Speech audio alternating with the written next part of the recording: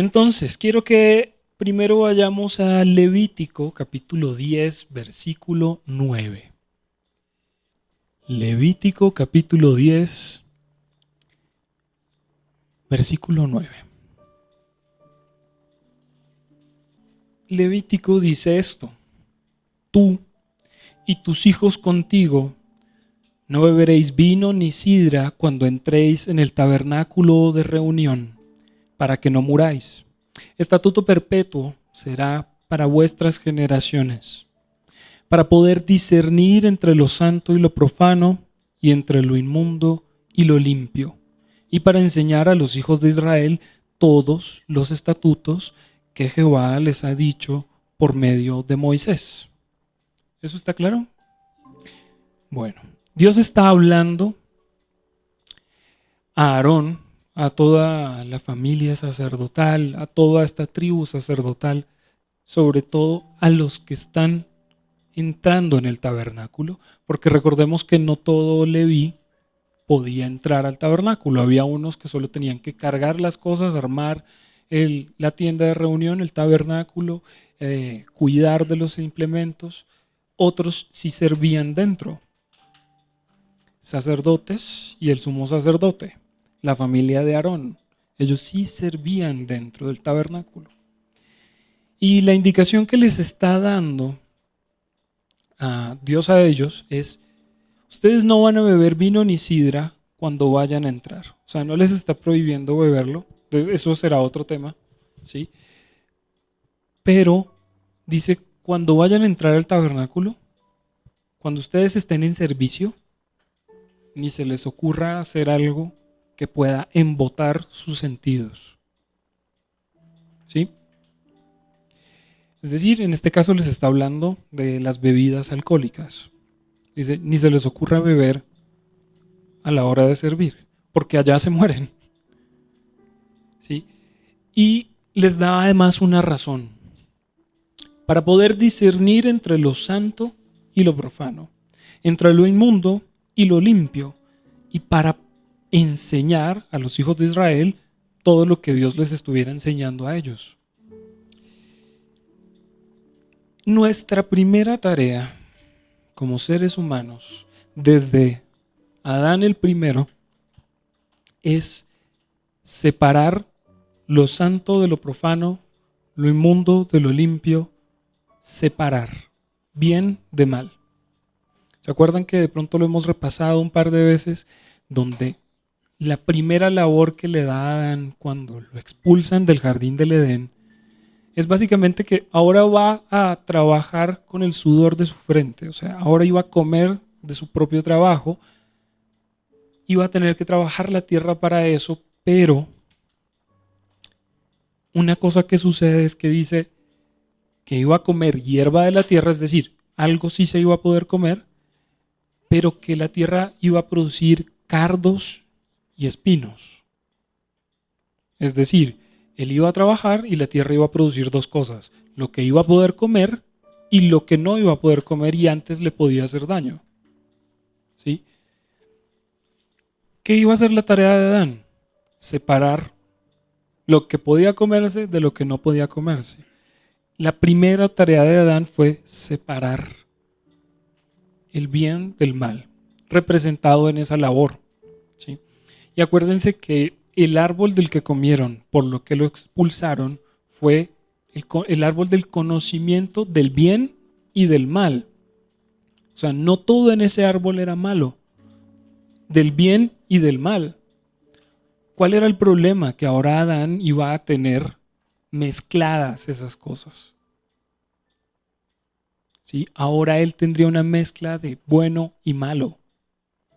Y su tarea iba a consistir en separarlas. Y eso para el primero de los seres humanos y para toda su descendencia. En la mezcla hay daño.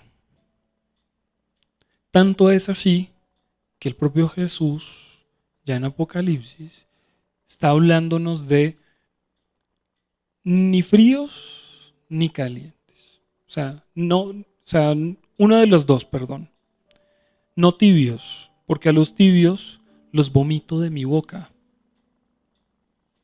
O sea, ni siquiera es apenas obvio que rechaza lo malo, pero rechaza con mayor ahínco, con mayor énfasis, a lo que es tibio, a lo que está mezclado entre bueno y malo,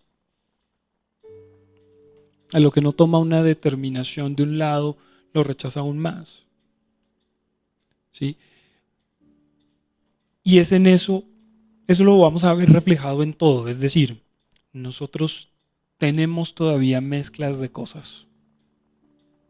¿Sí? Estamos en un camino de purificación y eso es lo que el Señor está haciendo en nosotros, abriéndonos los ojos a un nivel mayor cada vez con nuestro caminar para que entendamos cómo purificarnos. ¿Sí? Acordémonos de una cosa, Jesús se va y se les conviene que yo me vaya porque les dejo aquí al Consolador, les dejo aquí al Espíritu Santo, que lo que va a hacer es llevarlos a toda verdad.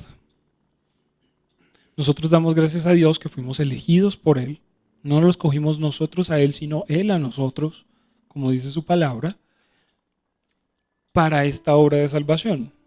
Después hablaremos un poquito de eso que es salvación, porque Jesús no vino a salvarnos del infierno, Jesús vino a salvarnos del pecado.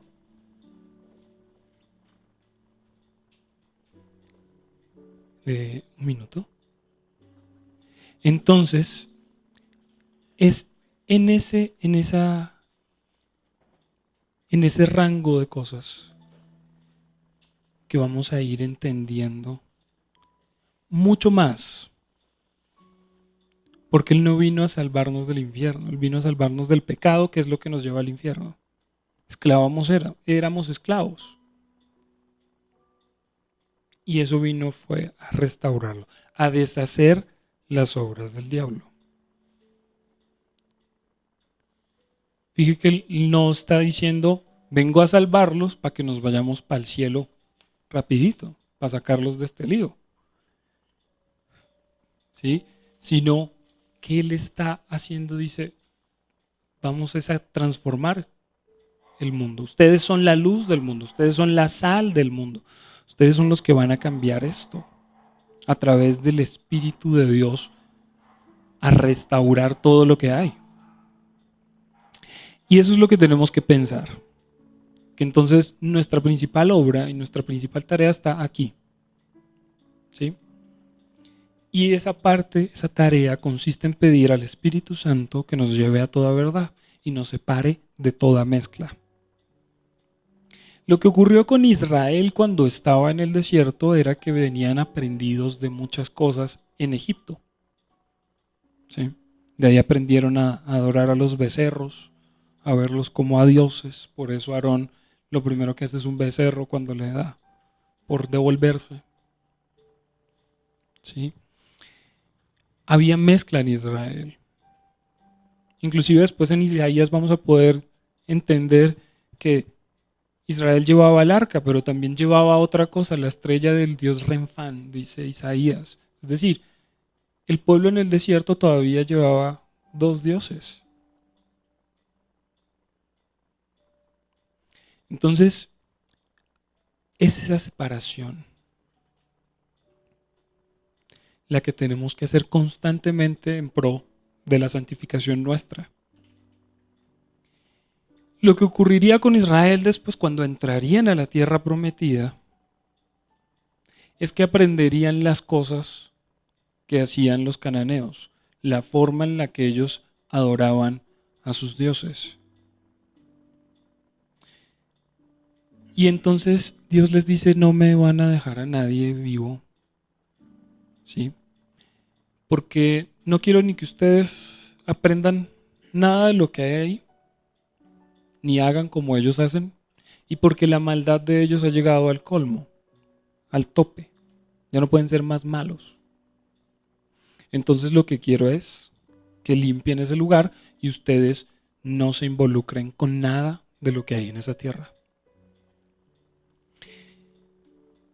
Quiero que prestemos mucha atención a eso que estoy diciendo, porque es el suelo que estamos poniendo para lo que ya vamos a hablar, ¿sí? Por eso quiero que me preste atención sobre todo lo que estamos hablando desde la palabra. A Dios le preocupaba bastante lo que podía hacer Israel cuando entraran a esa tierra porque sabía que eran débiles y se los advertía constantemente. Inclusive, vamos a ver que desde Deuteronomio 30 más o menos, les va a estar hablando, ustedes me van a dejar, los voy a mandar, los voy a esparcir por las naciones, allá van a servir a otros dioses, allá les va a doler todo, se van a acordar de mí y van a querer volver, y entonces ahí los restauramos. Pero la gente que se iba al exilio olvidaba su identidad, y eso fue lo que ocurrió sobre todo con las 10 tribus que estaban al norte de Israel, del reino de Israel, olvidaron su identidad. Se perdieron entre las naciones, absorbidos por las culturas de los lugares a los que fueron esparcidos, y ya no se acordaban de quién era realmente su Dios. Y solamente Dios, en un despertar, empezará a traer a todo su pueblo nuevamente. Con este pueblo no quiero decir a esos judíos que estaban en el desierto, que después entraron al norte de Israel. Acordémonos que Israel es una representación, como todo en la Biblia. Nosotros somos parte de ese pueblo de Israel. Israel nunca fue una línea sanguínea. Si fuera sanguínea, ustedes no serían salvos. Esto no se trata de que se salven los hijos de los judíos. Israel era el proyecto que Dios tenía para salvar, redimir la tierra. Por eso desde el principio, con sus profetas, hablaba de cómo iba a involucrar a los gentiles. Así que esto ya no se trata más de judíos y gentiles. Pablo vive diciéndolo en sus cartas, diciendo, la circuncisión no vale nada y la incircuncisión no vale nada. Ahora ya no somos ni judíos, ni gentiles, ni blanco, ni negro, ni hombre, ni mujer. No somos nada, somos hijos de Dios. Él mismo en Romanos 8 nos explica que hay israelitas que no son hijos de Dios, que hacen parte del pueblo de Israel. Así que la cosa no es sanguínea. La cosa no es un linaje particular de sangre. O si no, Pablo no nos diría esas cosas. Se trata de recoger a todas esas personas que él eligió como hijos desde el principio del mundo, de todos los pueblos. Así nos trajo a usted, así me trajo a mí, así nos ha traído a todos, porque fuimos elegidos desde el principio. Y es sacarlos de las culturas en las que están asimilados. ¿Qué es la asimilación? Cuando yo adopto, adquiero las cosas que hay en un lugar, culturalmente hablando, por ejemplo.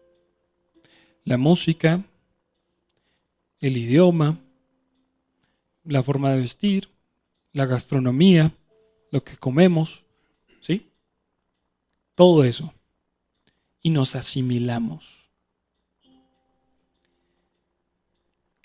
Eso fue lo que ocurrió con Israel cuando nuevamente fueron exiliados a Babilonia y a todos esos lugares. Fueron puestos en lugares donde iban a asimilar la cultura. Por ejemplo, Dios nunca les dijo que los meses tenían un nombre. Decía 1, 2, 3, 4, 5. Después del exilio de Babilonia, los meses tenían nombre y eran nombres babilonios. Tanto que los profetas que nosotros leemos, Isaías, Jeremías, Ezequiel, todos ellos, escriben los nombres de los meses. Y son nombres babilonios. Hasta ellos mismos habían adquirido parte de la cultura donde estaban. Y ese es el problema, que muchas veces no nos damos cuenta, que muchas veces no sabemos qué tan involucrados estamos en una cultura que su trasfondo es una ofensa a Dios. Voy a poner unos ejemplos. Voy a poner, por ejemplo, a la santería cubana. Ellos empezaron, sobre todo, absorbiendo los nombres de santos católicos, se los pusieron a sus propios dioses africanos, porque esa es la raíz, y de ahí es que aparecen muchas cosas. Santa Bárbara, que es mencionada en muchas músicas de esa región, ¿sí? Que realmente son santería cubana. Fíjense cómo está arraigado eso en la música. Les voy a explicar cómo funciona parte del mundo espiritual, con la invocación o con la imitación. Y no hace falta que yo sepa qué estoy haciendo. No hace falta. Para nada. Usted solamente tiene que decirlo o hacer un acto en particular y usted está activando algo en el mundo espiritual contra usted o a favor de usted. No hace falta saber qué está haciendo. Entonces, cuando nos involucramos con músicas que invocan a santos, que invocan a dioses de otros lugares, pues estamos mencionando, invocando, llamando a esas entidades que responden por ese nombre. Uno dice, pero yo muchas veces lo canté, pero no pasó nada. No pasó nada de lo que usted se haya dado cuenta todavía, tal vez. Pero esas cosas responden. En la música hay mucho daño del que no somos conscientes, porque hay música que inclusive sin que nosotros lo sepamos, está dedicada a entidades espirituales. Y cuando nosotros la ponemos, cuando nosotros la cantamos, estamos trayendo esa dedicación o estamos invocando a esas entidades espirituales en el lugar en el que estamos. La música es algo delicado. No se les olvide que lo ministerial, lo que es de don, no se revoca. Eso permanece siempre. Y al sujeto que lideró la rebelión más grande contra Dios, Lucifer, el ministerio que tenía era el de la alabanza, el que corresponde con la música. Y eso es en lo que se mueve hoy. Una de las formas en las que más afecta a todo el mundo es a través de la música, porque se ve como algo inocente. Pero vamos a poner un pequeño ejemplo. Usted no tiene razones para estar despechado o triste, pero ponga la música que corresponda a eso a ver si eso no lo lleva a ese estado. ¿Por qué? Solo es sonido, pero eso tiene un efecto espiritual poderoso en nosotros. Y así hay muchas cosas. Después podemos hablar de la comida. Y dice, ¿la comida? Sí. Fíjense que lo primero que sucede en el Concilio de Jerusalén, que está descrito en Hechos, más o menos del capítulo 10 al 15, todo esto que sucede cuando empieza la gente a acercarse a todas estas enseñanzas de Jesús, tanto gentiles como judíos del momento, lo primero que les dicen es que se guarden de 4 cosas. Entre esas dice lo sacrificado a los ídolos, es decir, que no comieran nada que estuviera sacrificado a los ídolos, que no bebieran sangre, que se cuidaran de ahogado y de fornicaciones. Si empezaron por esos detalles es porque el peso es importante. O sea, eso tiene una relevancia grande, lo sacrificado a los ídolos. Y entonces uno dice, hombre, pero ¿qué comemos hoy que esté dedicado a los ídolos? Cuando hay esas festividades de pueblos que están dedicadas a una virgen, que están dedicadas a un santo, que están dedicadas a algo en particular, ¿sí? Y que las comidas que se dan ahí son por esa festividad, esa comida es sacrificio a ídolos. Y Colombia está llena de un montón de festividades de las que no conocemos el origen, no sabemos por qué, pero solamente bailamos, cantamos y hacemos en un día que está dedicado a un santo, en un día que está dedicado a una virgen que se apareció. ¿Estamos entendiendo eso hasta ahí? Quiero que cada uno haga como el ejercicio de pensar en esto. Cuando hay una festividad en Colombia, sobre todo, normalmente cuando no hay alguna, no sé, procesión o cuando no hay ninguna de estas cosas, o sea, es un día normal, ¿qué es lo que hace la gente? ¿Qué pasa ese día en el que hay alguna festividad? No se trabaja. Ese día no se trabaja, ese día es festivo. Tampoco se estudia. Tampoco hay trabajos ni nada, ninguna actividad. Le dan el día libre para que no trabaje, pero usted no va a guardar, o sea, usted no va a ninguna festividad, solo no trabaja, no hace lo que estaba haciendo regularmente. Entonces, aquí lo acaban de decir, ¿cómo se guarda una festividad para un santo hoy? No trabajando, es un día festivo. ¿Cómo pidió Dios que guardaran su día? No trabajando. Entonces, Dios le dice a usted entre los 10 mandamientos, oiga, acuérdese del sábado para que lo guarde. Ese día no trabaje. Básicamente le está diciendo a usted, el sábado es mi día y la forma en la que usted va a honrar ese día es no trabajando. Deje de hacer las actividades que venía haciendo. Pero ahora, Satanás y todo lo que introdujo en la cultura es que cuando hay alguna festividad se da como un día festivo y esa festividad se guarda no trabajando. Ni siquiera usted tiene que hacer algo, usted no tiene que ir a rezarle a nadie, no tiene que ir a comer nada, no tiene que ir a hacer un rito, no tiene que hacer nada, solo no trabaja. Y no se da cuenta, pero está guardando un día de un santo. Porque es así como funciona bíblicamente, es decir, esa es la correspondencia. Y a Satanás le encanta imitar lo que hace Dios. Si Dios le encanta que guarden su día no trabajando, solamente enfocándose en él o no haciendo nada, pues vamos a poner otras fiestas y la gente que no trabaje y la gente feliz de no ir.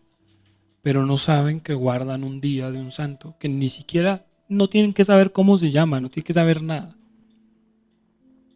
Pero así se guarda un día. ¿Lo estamos notando ahora? Ok. También hay otras cosas arraigadas en las culturas, los bailes,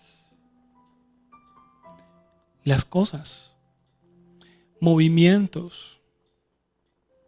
No vamos a entrar en eso ahora, pero hay danzas con movimientos específicos que invocan cosas. Los espíritus responden a eso en particular. Quiero que leamos un par de cosas. Vamos a empezar por Deuteronomio 12, capítulo 12, versículo 29.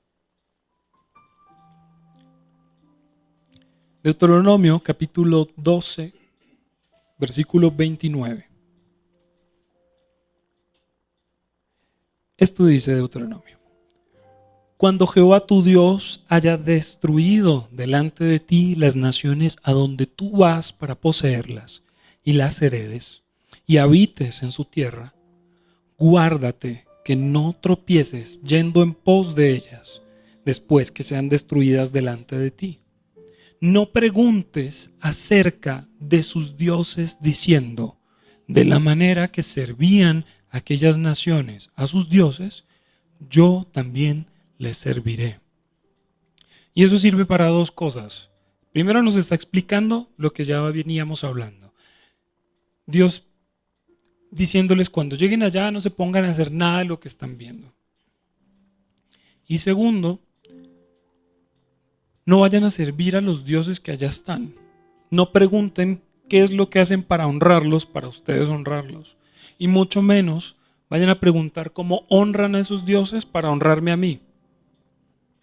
Si entonces a Moloch lo están honrando, ofreciendo en sacrificio a sus hijos, no me vengan a mí a traer sacrificios de sus hijos. No vayan a usar lo que ven en otros dioses como honran a otros dioses para honrarme a mí. Y mucho menos tampoco se pongan a preguntar cómo los honran para ir enseguida a adorar a otros dioses. No se pongan en eso. Vamos a darle un par de vueltas a unas páginas y vamos a ir hasta el capítulo 18.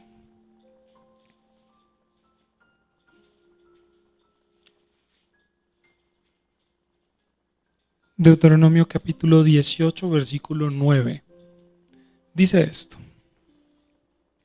cuando entres a la tierra que Jehová tu Dios te da, no aprenderás a hacer según las abominaciones de aquellas naciones. ¿Ok? Hay varios mandamientos, sobre todo en Levítico. Por ejemplo, uno habla de no vas a dañar las puntas de tu barba, ni harás tonsura en tu cabeza, ni tampoco imprimirás imagen o harás cortes en tu piel. No hagan como ellos hacen. Se los advirtió porque iban a entrar a una tierra llena de cananeos, que entre los que adoraban era a Baal. Recientemente en muchas excavaciones han encontrado tabletas, escritos, cosas de cómo se adoraba a Baal y qué pasaba con Baal. Y entonces resulta que hay un dios que de pronto le suena, que se llama Dagón. Y Dagón estaba llorando la muerte de su hijo Baal.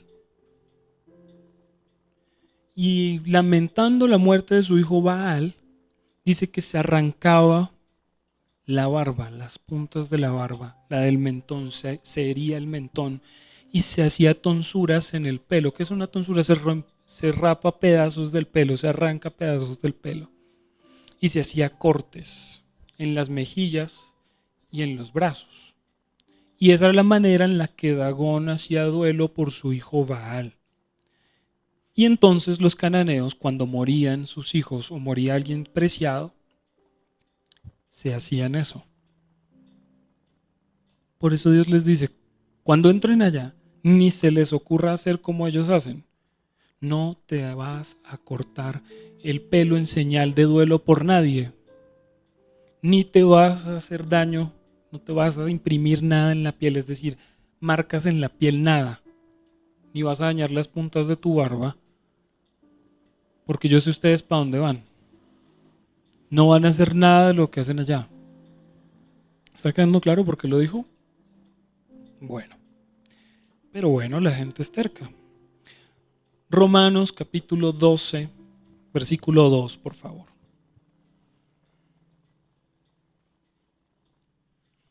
Romanos capítulo 12, versículo 2. Voy a ir un poquito más rápido porque quiero llegar a una parte muy importante. No os conforméis a este siglo, sino transformaos por medio de la renovación de vuestro entendimiento, para que comprobéis cuál sea la buena voluntad de Dios, agradable y perfecta. Dios quiere que aún estando en medio de los lugares en los que estamos, no actuemos como actúan ellos. Estamos en una sociedad, especialmente la colombiana, en la que usted no sea bobo, avíspese y haga así, asá. ¿Sí? Estamos en esta sociedad en la que hay que tener malicia, hay que ser aventajado, hay que tomar de avispado las cosas. Entiéndase por avispado, pues ser como astuto. Y la cosa es que es una astucia en detrimento, en daño de los demás. Porque usted tiene que pensar en usted mismo y cómo se va a dejar. Y entonces mejor pisotemos al resto antes de hacer algo correcto, porque usted no puede ser bobo. ¿Sí? Y eso hasta hace cierto tiempo, para cada uno, era normal. Hoy no puede ser eso normal. Esa no es la forma en la que Jesús enseñó a hacer las cosas. Y eso lo entendemos, ¿cierto? Y así muchas cosas nos hemos deshecho de cosas en nosotros mismos, inclusive de bienes materiales que no eran buenos. Los objetos, las cosas, también resultan como algún elemento capaz de invocar o capaz de permitir el acceso a entidades espirituales que no precisamente vienen a arrullarlo. Así funciona eso. Así funciona. Hagamos un simple ejemplo. Llega alguien y le dice a cualquiera, no importa qué, le hicieron un entierro y lo echaron en su jardín. ¿Y qué es lo primero que dice? ¿Dónde está? Y empieza a coger una pala, a abrir todo el jardín para encontrarlo. Si eso no resulta, si eso no tiene ningún poder, si eso no funciona de esa manera, ¿por qué le preocuparía sacarlo? ¿Me hago entender? Pero el 90%, el 98% de la gente va a coger una pala a buscar dónde está. Y es porque ese objeto entendemos que trae algo a un nivel espiritual que daña. Y los de pronto que han tenido alguna experiencia o les han contado de manera, alguien cercano les ha contado la experiencia de cómo esas cosas dañan, entonces entendemos que un objeto sí puede invocar cosas, un objeto sí puede dañar. Lo que pasa es que unos son aparentemente de brujería y uno dice, sí, claro, es que el muñequito, el entierro, la tierra de cementerio y todo esto, ok. Pero tal camiseta con tal cosa, no. Pero tal, pero los cuadros de esto, no. Eso no pasa nada. Pero hay muchos objetos en nuestras casas que dan esos permisos, al igual como lo haría eso.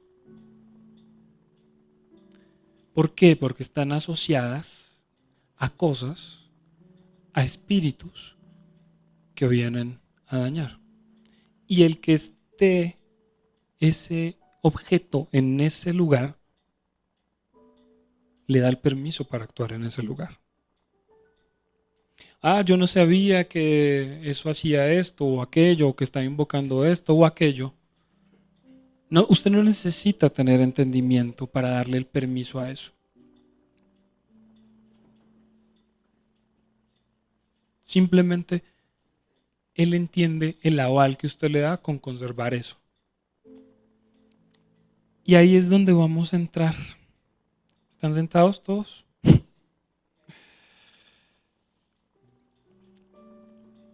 Nuestro deber es hacer esa separación. Hoy le ruego que, escuchando mis palabras, entienda de dónde ha salido usted y el camino que le espera. Hemos salido de muchas cosas. En el caminar con Dios hemos salido de muchos comportamientos, muchos hábitos, hemos salido inclusive de festividades. Nosotros entendemos hoy que el día de brujas, Halloween, no es correcto, ¿verdad? Lo que sucede ese día es algo grave. Ese día se hace delgada la barrera entre lo material y lo espiritual. Y hay una mayor influencia de lo espiritual sobre lo material. Y uno dice, ay, pero es que solo son dulces, solo son niños disfrazados y ya. Averigüe, haga su propia investigación de cuántas culturas en el mundo tienen días dedicados a los muertos. ¿Y qué es lo que ellos hacen en esos días? Ofrecen comida, ofrecen sacrificios, ofrecen cosas, con tal de que los muertos vuelvan a caminar sobre la tierra o comunicarse con ellos. En Haití es habitual ver cómo desentierran el cadáver de alguien y a través de una influencia espiritual ese cadáver camina y se toman fotos con él. Se toman con la foto con la abuelita que se murió hace 100 años y el esqueleto se está moviendo, está ahí parado. Por pura brujería en Haití. Y es un día dedicado especialmente para eso. Levantemos al abuelito y lo saludamos y nos tomamos la foto, pero es que ya lleva muerto 150 años. Ahí les voy contando, pero eso sucede en Ecuador. También hay días para los muertos en los que hay una bebida en específico que se bebe ese día, esperando a que los muertos vuelvan a comunicarse con nosotros. El Día de Brujas tenía ese principal objetivo. Así que no es solamente dulces. Hoy está detrás de esa cortina de dulces y fiesta, pero detrás el origen es mucho más pesado. Y nos involucramos y no sabemos, pero también tenemos otras cosas. El día de San Valentín, que lo entendemos como el día del amor y la amistad, ¿cierto? Y aparentemente no hay nada malo en eso. Pero se llama San Valentín. ¿Quién rayos era San Valentín? Y entonces estamos haciendo algo dedicado a un santo que antes estaba dedicado a un dios griego. Y entonces, básicamente ese día se levantaba una petición, un deseo a esa entidad en particular para que me encontrara pareja. O era un día propicio para encontrar pareja. Y entonces se elevaba sacrificios, peticiones y cosas para que me llegara el amor a la vida, ¿sí? Y no sabemos. Pero cuando uno participa de San Valentín y participa de estas cosas con tarjetas inocentes o cosas inocentes, hace parte de lo que hoy entendemos como esa dedicación. Está detrás de cosas que no sabemos que afectan. Pero como no podemos ver siempre el mundo espiritual y tenemos que siempre esperar a que algo malo nos pase, a que algo evidentemente malo nos dañe, entonces seguimos pensando en que todo está bien. Y así hay otras festividades. Colombia está llena de días festivos a santos y a cosas donde el origen es bastante turbio. Apariciones de vírgenes, apariciones de ángeles, apariciones de cosas que no son reales. Y ese día se honran, entonces el día de la Virgen del Carmen. Y hoy ni siquiera entendemos por qué razón es día festivo, pero lo guardamos. Usted no necesita entender, vuelvo a repetir, porque el mundo espiritual funciona también por imitación. Ustedes se acuerdan de lo que sucede. ¿Cómo nos hacemos hijos de Dios? Imitando al Señor. ¿Cierto? Así. Sed perfectos, sed santos, porque yo soy santo. Ustedes serán hijos míos cuando hagan lo que yo les digo. Por imitación, por imitar un acto, adquiere una influencia espiritual. Eso está en Juan capítulo 8, versículo 39. Le preguntan los fariseos a Jesús que por qué, cómo hace esto, cómo hace aquello. Tiene una discusión larga con ellos y él responde. Dice que los fariseos le respondieron a él: nuestro padre es Abraham. Y entonces Jesús les dice: si fueseis hijos de Abraham, las obras de Abraham harían. O sea, el mundo espiritual funciona por imitación.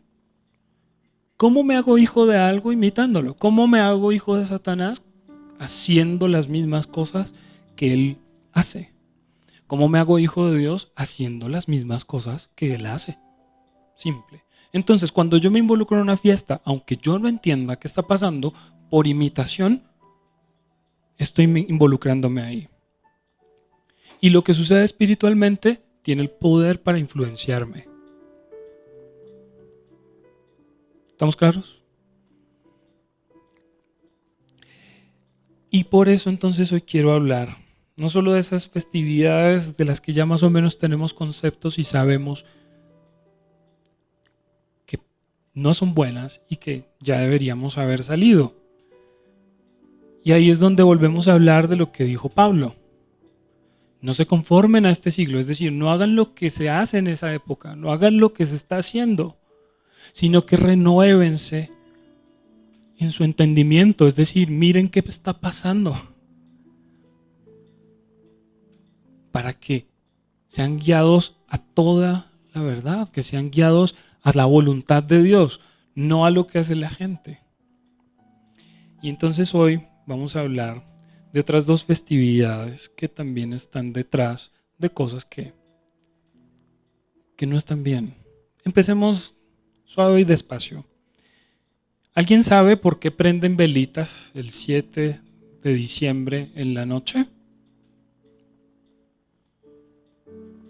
¿Alguien sabe por qué se prenden velitas? No, ¿cierto? Pero prendemos velitas. O bueno, en mi caso, prendíamos. Se prendían velitas. ¿Por qué? No sé, pero prendamos velitas. ¿Y qué pasaba? De repente la gente que no era muy religiosa o que era muy religiosa, no importa, empezaban a hacer peticiones. Yo voy a prender esta velita por esto y por esto y por aquello, ¿verdad? O empezaban a decir los deseos para el próximo año, entonces ponían una vela por cada deseo. Les digo que si ustedes están pidiendo deseos a cosas que no son Dios, se llama idolatría. Así de simple. Cuando nosotros ponemos nuestra torta de cumpleaños y ponemos una velita y decimos pida un deseo y sople, ¿a quién le están pidiendo ese deseo? ¿A Dios? Dios no necesita que usted prenda una vela para eso. ¿Pero a quién? Usted se ha puesto realmente a decir Señor, no, usted va pidiendo un deseo. Eso sin querer, queriendo, nos está metiendo en idolatría. Y estamos haciendo invocaciones. Uno dice, pero usted sí es exagerado. Bueno, entonces simplemente no tome mis palabras. Y luego me cuenta. Porque los testimonios de las personas que tienen que ser liberadas después por cosas que ni se dieron cuenta son muchas. Y entonces ahí entendemos lo real que es el mundo espiritual. Y estamos tan sumergidos en una sociedad tan difícil y tan mezclada que a veces es difícil discernir dónde está lo bueno y lo malo.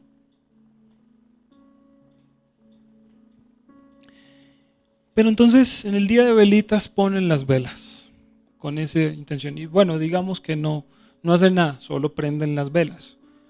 Por imitación, lo que hablábamos de un concepto, volvemos a entrar bajo la influencia espiritual de ¿qué? Les voy a contar de dónde viene el día de velitas. Si usted no me cree, puede buscarlo haciendo su propia averiguación. Y eso tiene un origen religioso, pero no el suyo ni el mío, porque nosotros no estamos en ninguna religión. Resulta que hay un señor, que es el Papa Pío IX, que mediante la bula, una expedición de un documento y una cosa, dice la Ineffabilis Deus, ¿sí? Establece que María es la única persona que nació libre del menor vestigio del pecado original. Y eso fue así por los méritos de Jesucristo, que vino a nosotros después de un acto purísimo y libre de todo pecado al nacer de una mujer totalmente pura. Y entonces ese día celebran la concepción de Jesús.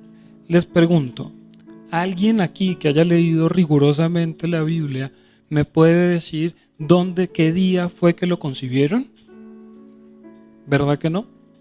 Bueno, Entonces, en primer lugar, estamos afirmando algo que no sabemos. Y segundo, hay otra afirmación ahí que es errada, y es que María no tiene pecado. María era una mujer como todas, que hacía parte de la tribu de Judá, que si miramos su ascendencia, entre esas está Rahab, que era una prostituta, y entre esas están otras personas que no fueron los mejores. ¿Por qué? Porque Jesús tenía que ser hijo de David. Y si el mismo David dice, en pecado me concibió mi madre, está hablando de pecados de sus padres. María tiene muchos pecadores antes que ella, padres de ella. Así que eso llegó hasta allá. Si David, que al Mesías uno de los títulos que se le da es el hijo de David. Entonces, si David todavía dice eso, María va a estar libre. Entonces Jesús vino a salvarnos a todos menos a María porque ella no había cometido pecado. Eso no tiene ningún sentido.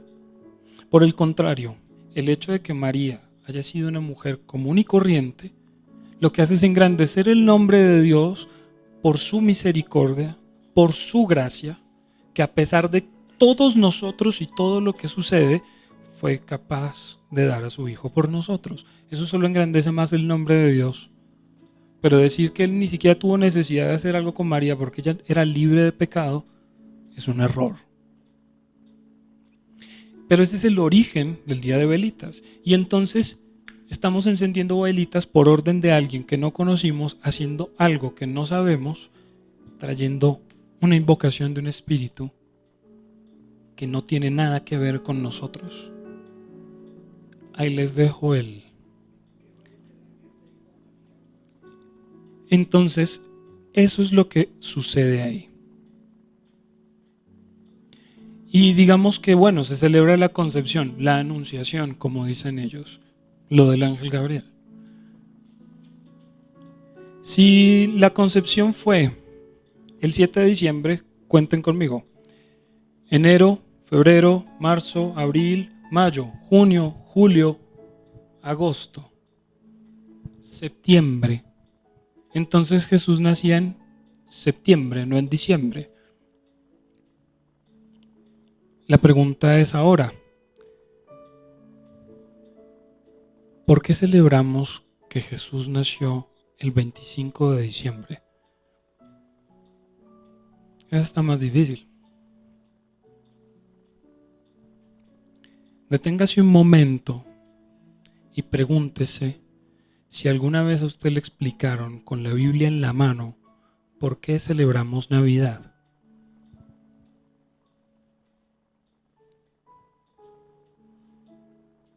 ¿Alguna vez lo leyó?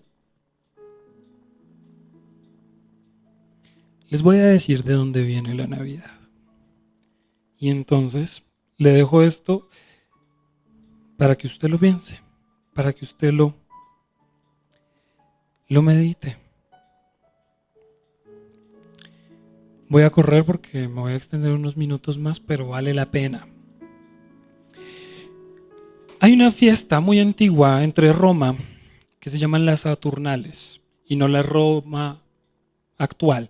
La Roma donde vivió Jesús celebraba una fiesta que se llaman las Saturnales, que es todavía más antigua porque uno de los fundadores de Roma, un señor Rómulo, dedicó esos días de una cosa que se llama el solsticio de invierno, es decir, cuando hay menos horas de luz en el año y la noche es más larga, que eso es en diciembre. Ahí les dejo, entre el 17 y 26 de diciembre es el solsticio de invierno. Y entonces Rómulo dedicaba esos días al nombre de Dios Baco. Luego, con tantos cambios en el imperio, eso pasaría al dios Saturno, creador del tiempo y dios de la agricultura y las cosechas. Y adivinen cómo era la fiestecita, pongamos la fiestecita. Se adornaban las calles y las casas con guirnaldas. Se encendían velas y había comida y alcohol en exceso. A los romanos les encantan las fiestas, pero en exceso, con excesos. Y entonces ellos hacían esto más o menos de las Saturnales más o menos del 17 de diciembre. Y se invertían los roles. Los esclavos eran amos, los amos esclavos parcialmente, o al menos se les daba más importancia. Los hombres se vestían de mujeres, las mujeres de hombres, y había orgías. Si no me cree, hay un archivo especialmente grande en internet para que usted haga su propia investigación. Y así se adornaban las calles y las casas, guirnaldas y velas y todo esto, ¿no? Y eso era entre un festival litúrgico. Si no me entienden lo que es litúrgico, litúrgico se refiere al orden del rito, ¿sí?, de algo religioso. La liturgia es el orden en el que se hace algo dentro de una ceremonia religiosa. Pues esto era litúrgico, porque era en celebración del dios Saturno. ¿Alguien aquí es adorador de Saturno? Porque si la incomoda se puede salir. Ok, entonces no. Bueno. Pero uno dice, bueno, esos eran los romanos, pero hay otros. El solsticio de invierno era celebrado no solo por Roma, porque es que ese tiempo también tiene una influencia espiritual. Los aztecas, los celtas, los egipcios, los turcos tenían lo mismo, pero ellos empezaron a agregar cositas. Pregúntense cómo los turcos celebraban el solsticio de invierno.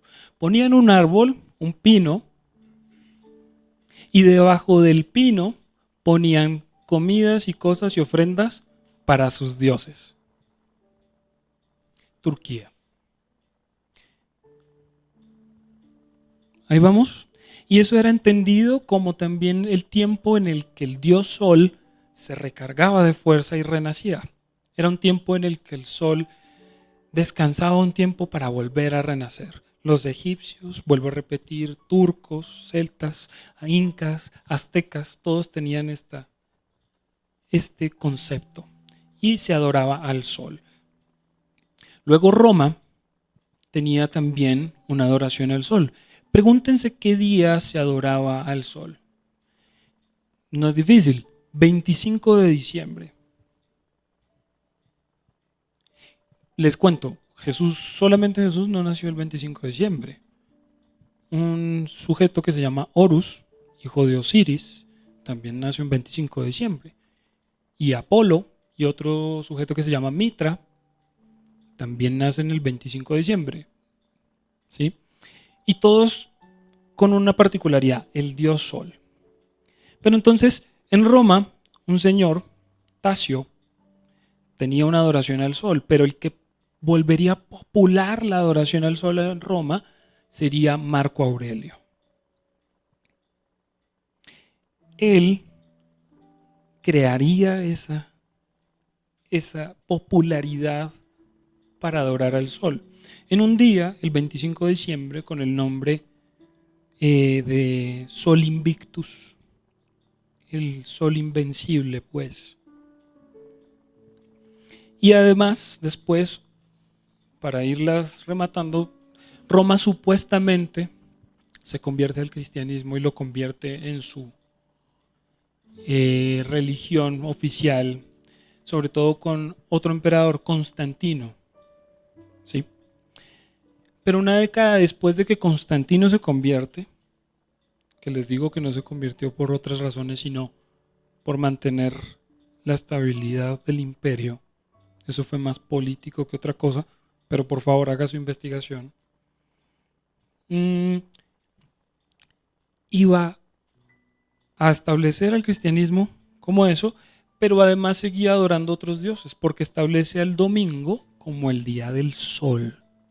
Por eso inclusive tenemos remanentes de eso en los idiomas, en diferentes idiomas y cómo se les nombra. En inglés, Sunday es el día del sol, que se adoraba el domingo al sol. Eso está registrado en el 312 después de Cristo en los concilios que pues generaba Constantino, ¿sí? Pero vamos más adelante. El Papa Julio I establecería que el 25 de diciembre sería el nacimiento de Jesús. Una de las costumbres que tenía Roma era que el lugar que conquistaba era tomado no solamente en su territorio, sino sus costumbres. Por eso ellos tenían todo el panteón griego, pero con sus propios nombres. Entonces Zeus era Júpiter para ellos, ¿cierto? Ares, el dios de la guerra, era Marte. Y así, tenían sus propios nombres. Ellos, donde llegaban, absorbían la cultura para que esa cultura se asimilara más fácil dentro de la nueva conquista. Y eso no fue tampoco ajeno, porque al absorber el cristianismo también lo involucraron con el resto de las cosas. Y entonces Jesús, que nunca se había determinado cuándo nació, o si no usted lo tendría en su Biblia, y su celebración nacería por orden del Papa Julio I el 25 de diciembre.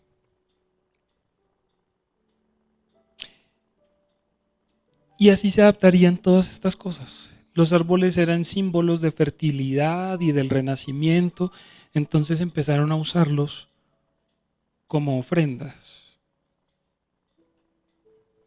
Pero la Biblia, vamos a leer Jeremías 17, 2, 3, voy a empezar a ir un poco más rápido. Jeremías capítulo 17, versículos 2 y 3 dice esto: mientras sus hijos se acuerdan de sus altares y de sus imágenes de acera, en todo collado alto y debajo de todo árbol frondoso. El árbol era utilizado como un símbolo de idolatría, un lugar de adoración a ídolos. Y entonces eso no es solamente desde Roma, sino que bíblicamente vemos eso.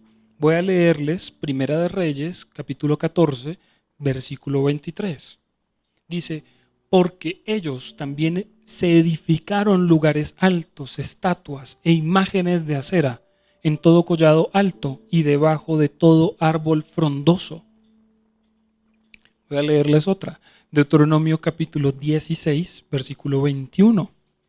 No plantarás ningún árbol para acera cerca del altar de tu Dios, que tú le habrás hecho, ni levantarás estatua, la cual aborrece Adonai tu Dios. Desde la antigüedad, tanto los postes como los árboles, como las columnas, eran símbolos que se utilizaban para honrar a los dioses. Por eso hay ciudades que tienen obeliscos. No, si no entienden lo que es un obelisco, es solo un pilar con una punta triangular, piramidal, y eso se usa para honrar a alguna deidad específica. Los postes, los árboles, las columnas eran formas de idolatría. Y eso estaba en todos los cultos paganos de diferentes culturas.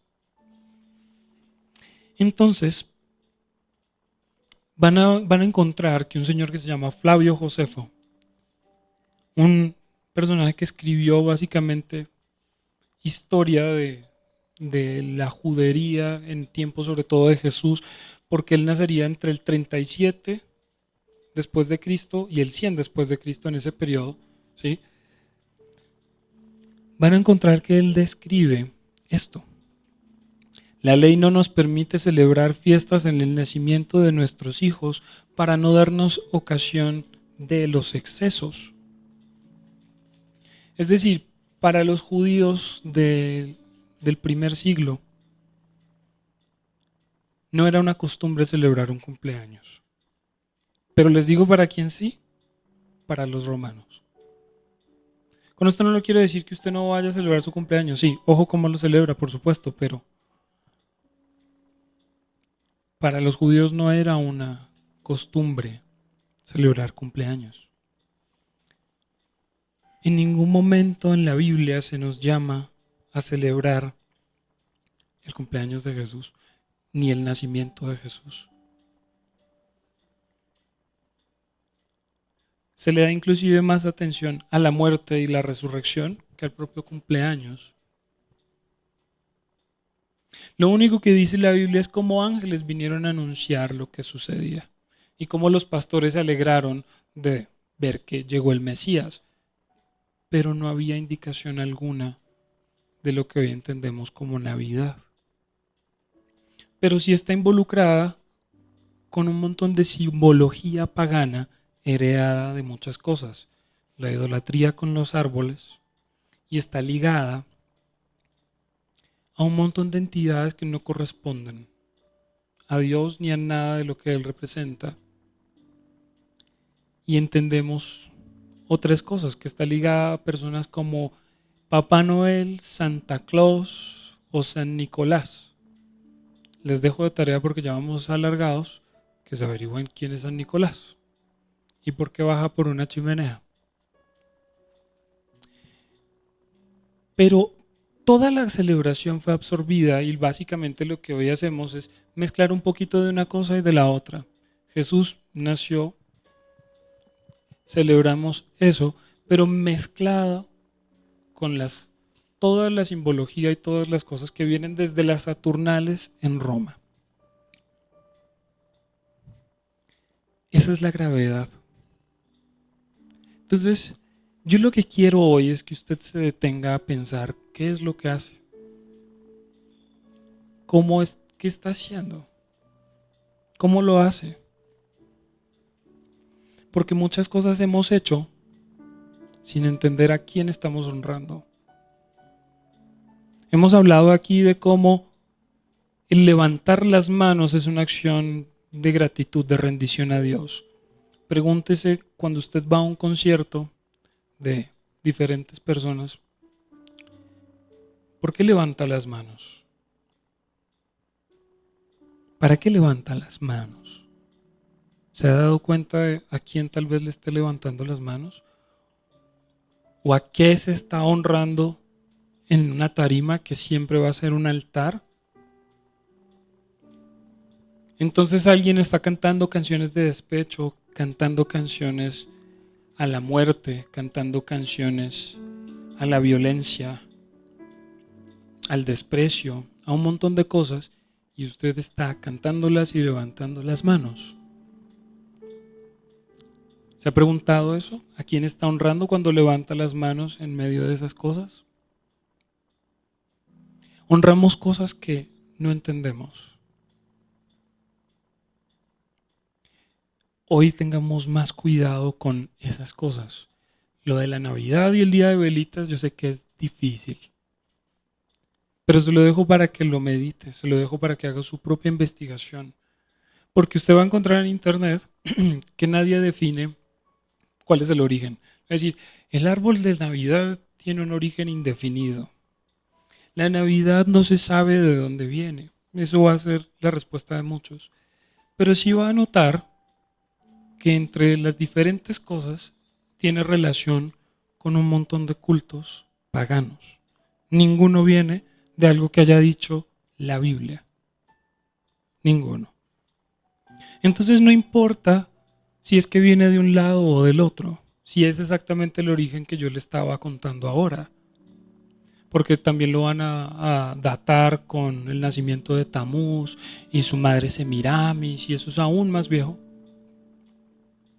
Pero no importa si viene de allá, no importa si viene de Roma, todos vienen de un culto y una honra pagana a dioses que no son los nuestros. Así que ahora usted tiene una tarea, poner esto delante de Dios. ¿Y qué le muestra Él en su corazón para hacer? Deshacerse de lo que está muy arraigado en uno ha sido siempre difícil. Dejar los vicios, dejar las cosas que a usted le gustaban, que hacía en el mundo, ha sido difícil. Poco a poco Dios lo ha ayudado a salir de ahí. Y hoy usted es una persona diferente por eso. Hoy tiene otra tarea, meditar en esto. Ni siquiera lo reciba que porque Dios escogí un pastor o porque yo soy el pastor o porque es que Dios me da palabra. No, no, no, no. Vaya delante de Él y pregúntele sobre esto. Ni siquiera lo tome por eso.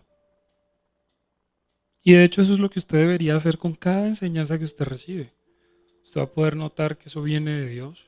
Sin embargo, vaya, pregunte. Dígale, Señor, ¿esto qué es?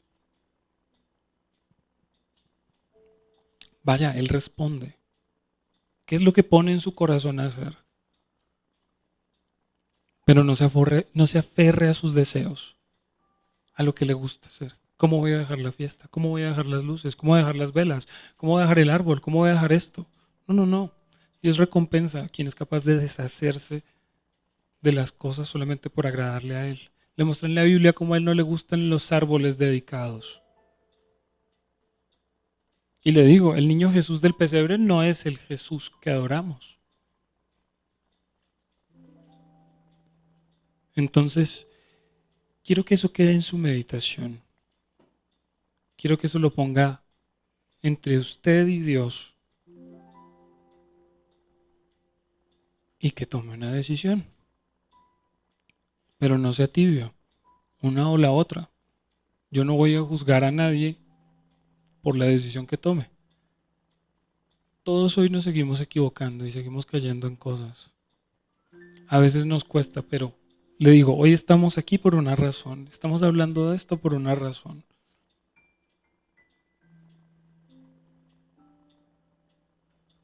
Deje que Dios lo guíe en esa decisión. Deje que Dios le muestre el resto de las cosas. Deje que Dios ponga paz en su corazón para hacer lo que tenga que hacer. Amén. Vamos a orar entonces ahora sí. Nos extendimos un poquito, pero quería dejarles esto completo. Y vamos a orar. Yo solamente te digo, Señor, gracias. Gracias. Porque ha sido mucho el camino y hemos salido de muchas cosas en el pasado.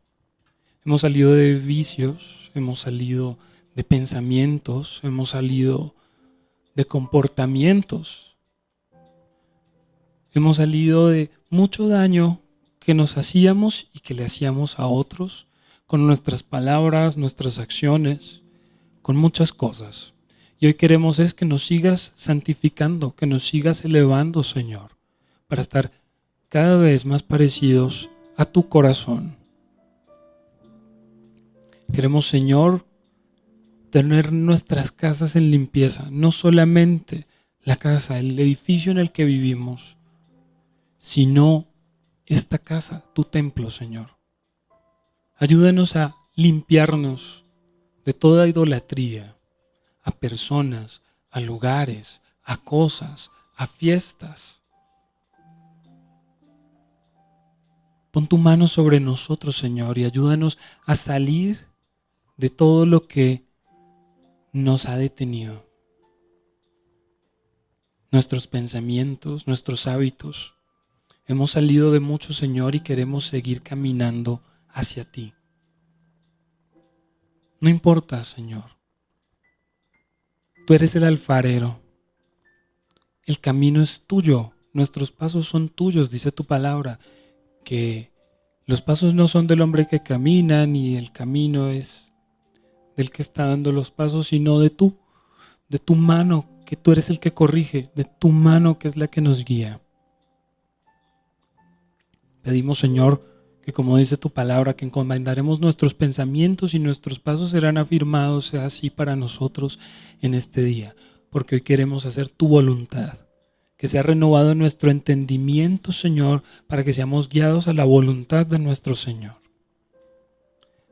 Hoy encomendamos nuestra vida de esta manera, pidiendo restauración, pidiendo que nos saques de un exilio, pidiendo que nos saques de la asimilación cultural que no te agrada, de las cosas que no te agradan, Señor, de todo lo que ya no es en nuestro interior, que no sea bien visto delante de tus ojos. Entregamos hoy nuestras vidas, entregamos hoy nuestras familias, pidiendo que tú seas quien guíe nuestro camino. Porque tu palabra dice que la justicia y la verdad se encontraron Y es hoy, Señor, que la verdad brotará de la tierra y sus pasos nos pondrá por camino. Señor, así dice tu palabra. Hoy, Señor, que la salud integral en cuerpo, alma y espíritu esté sobre todos nosotros. Que tu buena voluntad, tus buenos pensamientos que tienes para nosotros, Señor, sean derramados sobre nuestra vida y sobre nuestro hogar. Que tú desbordes nuestra vida y nuestras casas de todo lo necesario, Señor, en sobreabundancia. Que nos des la bendición de la sabiduría y de la inteligencia para poder caminar conforme a tu Espíritu nos guía y para administrar todas las riquezas que provienen de ti, Señor. Restáuranos, bendito Rey. En el nombre de Jesús, Señor, bendecimos los símbolos de la Santa Cena, con la que hoy también depuramos nuestro cuerpo, nuestra alma y nuestro espíritu, obteniendo sanidad de aquel que murió en la cruz y resucitó. Y por los diezmos y las ofrendas que se entregan en este lugar, para que sean multiplicadas en las manos de los que los dan, porque eso lo declara tu palabra, Señor. Y que esto sea como un pacto delante tuyo para sus generaciones, que toda su descendencia llegue delante de ti, Señor, con justicia, con verdad, con entrega, Señor. Gracias te damos, Señor, en el nombre de Jesús. Amén.